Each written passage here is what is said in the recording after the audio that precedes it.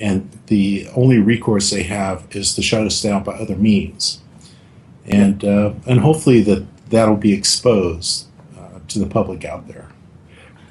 And that's why we, after seeing this happen in the live feed, in the 50 minutes that the feed runs, since at that time a group of us decided to do some research on what happened, see where this was going, try to root out some of these people here and there.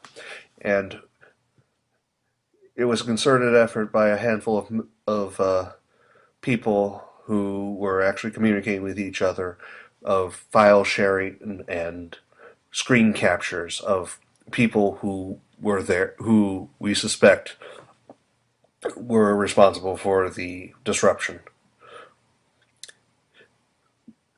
So, yeah, I think it's important that we first of all understand who it is that is doing these protests. In this case, for instance, and understand who they are, what they want. And granted, from a men's rights perspective, we have a message that we want to share, and we want to engage in discussion, and we're not looking for violence or shutting each other down. And it's clear that this group of people has an agenda that is counterintuitive to what we were trying to do in the men's rights movement. yeah, we do value free speech. We do value discussion. It is what makes us human. It is what allows us. It is the higher brain function of human to allow us to go forward and progress as a society and as a species. This is not how we should evolve. It's de-evolution with these protests, as shouting and screaming and trying to shut us up. There was no pretense of debate. There was no pretense of even having a discussion. This was censorship. This was people going in to shut up free flowing, free thoughts and open discussion. What is depressing is that for Dr. Fiamengo, this happened on her own campus, where she is a professor at. I find this is both disrespectful to your professors, to people who you're supposed to be trusting to teach you. Yeah, we had, one of the things that's disheartening is in the men's movement, we were very much about trying to bring together the men's and women's issues, understanding that there is a role out there to discuss women's issues, and we don't debate or combat that. However, we do see a need to discuss men's issues and to try to help the men out. And it's not a zero-sum game. It's not an us-them thing. It's an all-of-us thing. And unfortunately, as the protesters said, we're here to escort the female participants of this talk, home because they're feeling unsafe. And what's remarkable is that probably the safest people that women could be around are precisely the men's issues folks who are trying to bring the dialogue together, and trying to find a connection, deal with the issues that particularly involve with men, which is our focus, and not create that zero-sum game where maybe the women need to feel that they can't address their issues either. Yes. And to be quite honest, the women's escorts, if they are male, are actually at more risk of being injured or dying walking home than the women themselves. By all statistics that we have here in the United States, and that seems to be reflective elsewhere in most developed nations. We know that in third world countries it could be significantly different. However, in first world countries, the data speaks for itself. Yeah, and at least in the U.S., it's 3 or 4 times more potential for a male to experience violence. Yeah. Yeah. And we keep hearing about feminism wanting to try to say that we hear feminism say that they are addressing men's issues.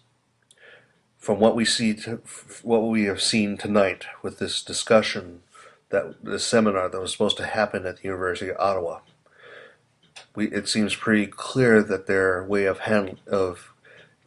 discussing men's issues is to shut them up. Yeah, I certainly, it doesn't create faith for me I have no that, faith in it. well, that my concerns or the concerns that I have for my sons will be representative under the feminist banner. And again, it's not a slight to them, and it's okay to represent women's issues. But on the converse side, it should be okay to represent men's issues and It, to address them and put them out there for public discourse. yes. Calling it a discussion, however, is not the word I would call this. This is the absence of discussion. This is blocking one's ears and screaming la la la la la as loud as you possibly can. I agree 100%. Yeah. No. It was definitely a shutdown. They weren't there to hear what was said and then challenge it. They didn't even want to hear what was going to be said, and that was Yes. clear. There was a professor, and this is what happens when the political becomes personal. It becomes so integrated into your being that any argument to the contrary feels like a threat to your own persona, and you want them to, and you lose your comfort. A philosophy professor once said to me that people who are fixed like this are in the mindset, I'm comfortable where I am, leave me alone. They're trying to shut us up so that we would leave them alone. We aren't going to be leaving our issues alone. We want them out there for everyone to see. We want everyone to know that we are while women are maybe half the human race, we're the other half. And it The is time that we actually have a chance to be treated as equal in lines of health and so on.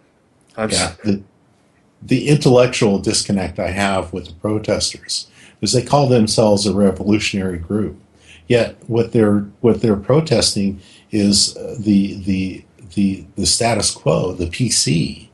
And so who are the radicals, I guess, which would be the people who are addressing the hard issues that concern men and boys. Um, I don't like to use the word radical because it has a lot of connotations.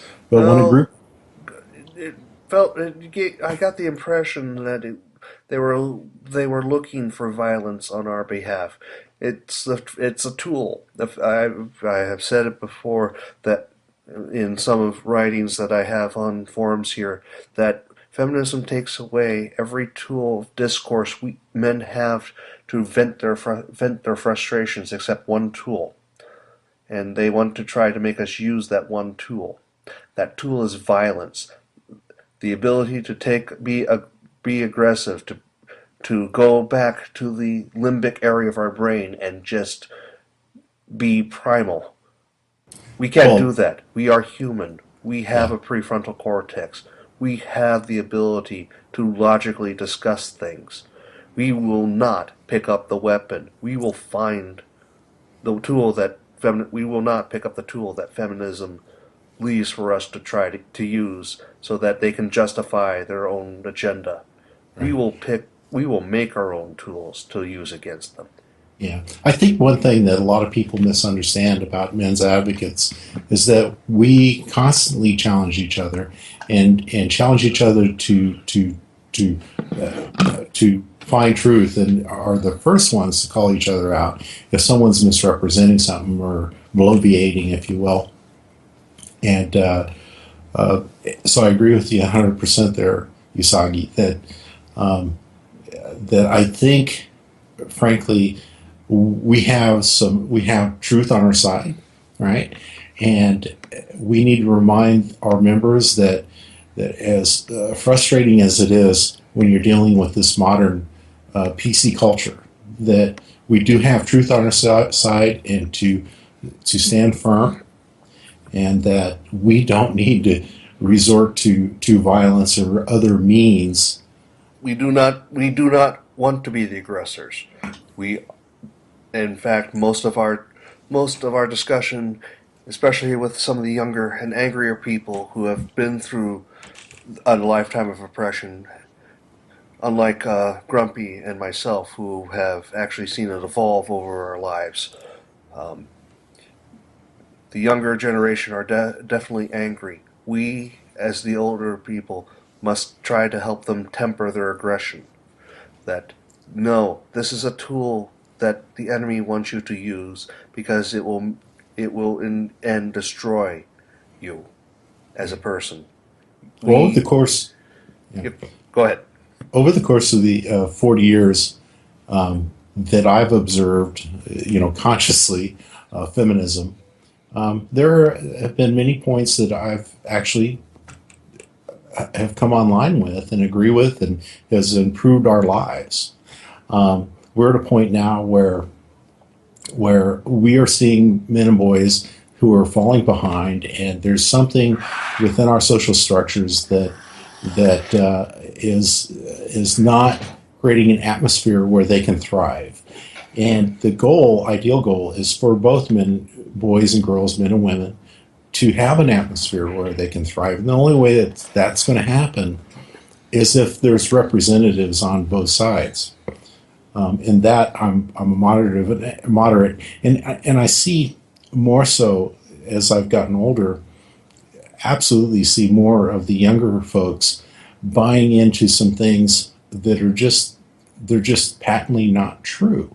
You Yes. know, we know through domestic violence studies that there's more to the story than just some woman or married woman who's going home and getting beat up by the guy. That there's an interaction between the sexes, and we need to deal with that. We need to set, as Rain came out and said, we're not going to, they wrote a letter to the White House and said, we need to get rid of this patriarchy theory. It's making it difficult to deal with the issues at hand, and which is a positive step forward for all of us, and to recognize some of the fundamental truths, so that it isn't a gendered thing where women are just getting beat up by men. There's an element of it that it's mutual, and it's bringing these truths out on the forefront that's going to move us forward as a society and a group of people who are going to at least have a little bit better future. Yes. All right, I'll say something now if you don't mind. Uh, we should probably clarify at this point that they did not say we need to get rid of patriarchy. It was rape culture, which is indeed part of patriarchal theory. That's all I needed to add. Yeah, did I say patriarchy? No, rape. Yeah, you said No, you did. patriarchy. You Oops. did. Yes, yes, you did. What I meant to say was rape culture, which is Yeah, a beginning. And Yes. thank you for the correction. that's all. Yeah, and now you see, this is how humans disagree with each other, point out the folly of someone's ways. This is how we would discuss with feminism, not with screaming or shouting, but with presenting the fact that you actually are wrong. And we are gracious enough to accept that correction. Apparently, the protesters at this seminar wanted none of that. They wanted to shut us up. We're not going to shut up, folks. We are going to keep discussing this until we get it into the light of day. Not only are we going to continue to discuss this, but we are going to make a point of bringing more cameras to our future events. I, I hear you. Yes. Now, this is discussion I keep harping on every time I see aggression. We are the higher road. We are human. We are the sentient species of the planet, as far as we know. We have to be the best example, and the best example